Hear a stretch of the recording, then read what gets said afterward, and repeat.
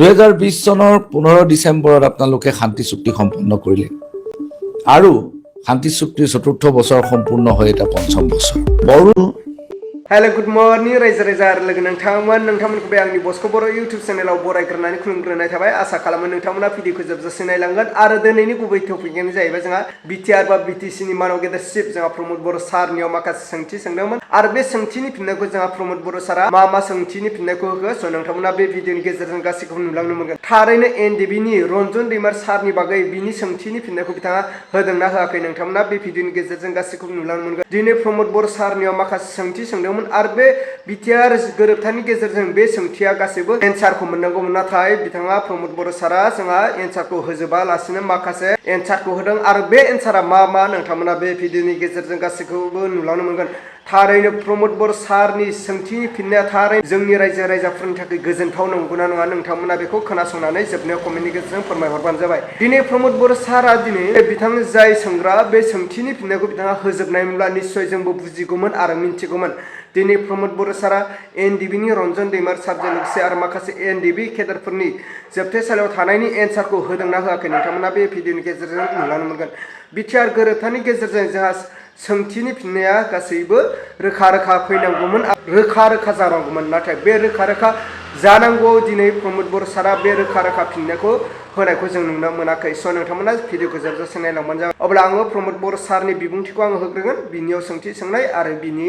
एन्सारखौ आरो फिननायखौ मा मोनखो जों रायजो राजाफ्रा आरो लोगोसे जाय सोंथि सोंग्रा बिनि फिननायखौ मा मोनखो स' नोंथांमोना बिनि बिबुंथिखौ खोनासंनानै लाग्रो अब्ला आङो स्क्रिनाव होबाय स' नोंथांमोना नायनानै लाग्रोबानो जाबाय 2020 চনৰ 15 ডিচেম্বৰত আপোনালোকে শান্তি চুক্তি সম্পন্ন কৰিলে আৰু শান্তি চুক্তিৰ চতুৰ্থ বছৰ সম্পূৰ্ণ হৈ এটা পঞ্চম বছৰ শান্তি চুক্তিটো হৈছিলে 27 জানুৱাৰীত 2020 আৰু চৰকাৰটো গঠন হৈছিলে 15 ডিচেম্বৰ 2020 হয় বিটিআৰ অঞ্চলত শান্তি যে ঘূৰি আহিব সেইটোৱে বহুত ডাঙৰ এটা প্ৰশ্ন আছিল যে কেতিয়াবা স্বাভাৱিকতা আৰু শান্তি যিটো নৰ্মেলচি বুলি কয় সেইটো আহিবনে নাই যে কেতিয়াবা স্বাভাৱিকতা আৰু শান্তি যিটো নৰ্মেলচি বুলি কয় সেইটো আহিবনে নাই তো আজি একেলগে 4 বছৰ বহুত বছৰৰ পিছত একেলগে 4 বছৰ শান্তি ঘূৰি আহাটো সেইটো এটা ডাঙৰ এটা ইংগিত যে অনাগত দিনত পিছটো সাস্টেইন হ'ব পাৰে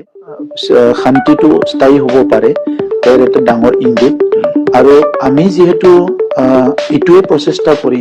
সংগ্ৰাম কৰিছিলো 2010 চনৰ পৰা তৃতীয় যিটো বড়োলেণ্ড আন্দোলন হৈছিল তাত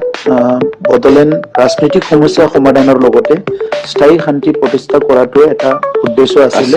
আৰু अब्ला मानगोना रायजो राजा आरो लोगो नोंथांमोनाथ' खोनाखाबाय जोंहा मानाव गेदेर बिटिआर बा बिटिसिनि चिफ प्रमोद बर' सारनियाव सोंथि गोबां सोंदोंमोन आरो बे बिटिआर गोरोबथानि सोंथिया मामोन स' नोंथांमोना थारैनो खोनाखाबाय आरो बुजिखाबाय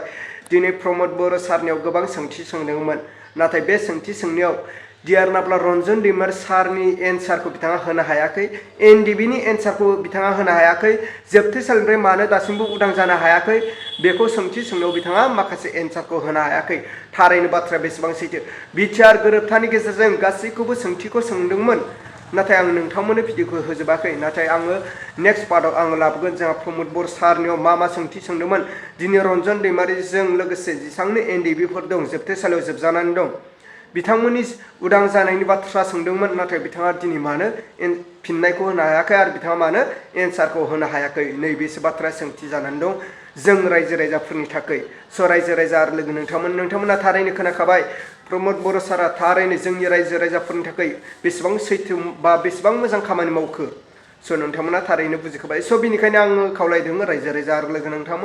नोंथांमोना फैबाय थानाय बिटिआर बा बिटिसि इलेक्सनाव मोजाङै सानै हयै सासे लिडार बा केन्डिडेटखौ सायख'नानै नोंथांमोना जाहाथे भटखौ होयो आरो बिटिआर बा बिटिसिनि